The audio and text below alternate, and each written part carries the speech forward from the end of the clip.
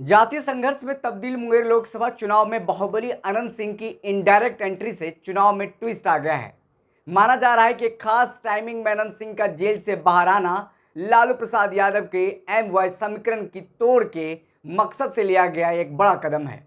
JDU के भीतर खाने की माने तो सवर्ण बनाम पिछड़ों की लड़ाई बनने के हालत देख जेडीयू के रणनीतिकारों के होश उड़ा दिए हैं।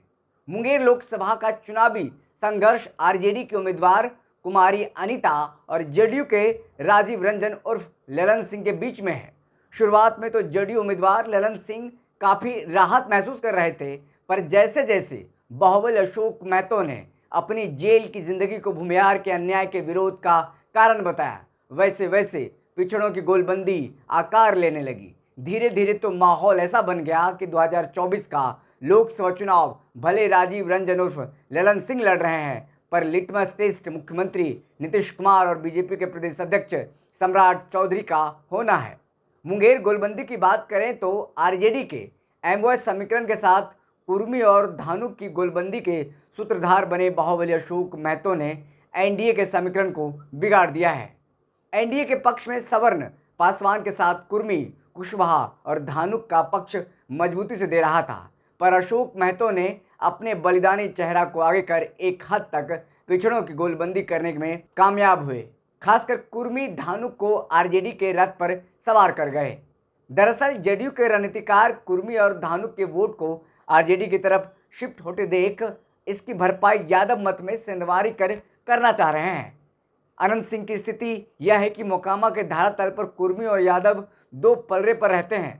कहा जाता है कि कुर्मी खेती करने वाले और यादव उखाड़ने वाले, इसको लेकर अक्सर लड़ाई कुर्मी, धानुक और यादव में होती रहती है। इस लड़ाई में अनंत सिंह यादव के साथ खड़े रहते हैं।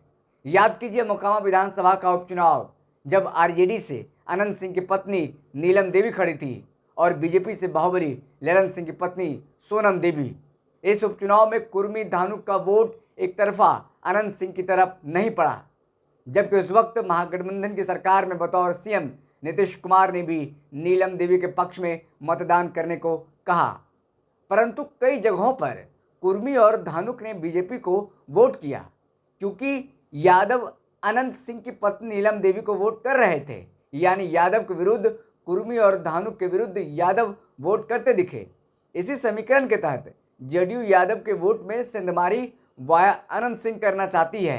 अब देखना होगा कि यादव स्थानीय मुद्दे पर कुर्मी और धानुक के विरोध में वोट करते हैं या फिर लालू यादव और तेजस्वी यादव के आह्वान पर। ये एक बहुत जरूरी मुद्दा हो गया है इन दिनों बिहार में, खास करके मुंगेर लोकसभा क्षेत्र जिस तरह से हॉट सीट बना हुआ है। तो हमने आपको पूरा समीकरण समझाया है, किस तरह से देखिए सवर्ण और पिछड़ा की राजनीति मुंगेर में बन गई है।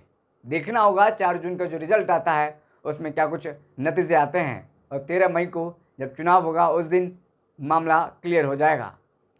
फिलहाल इस खबर में इतना ही। बहुत बहुत शुक्रिया।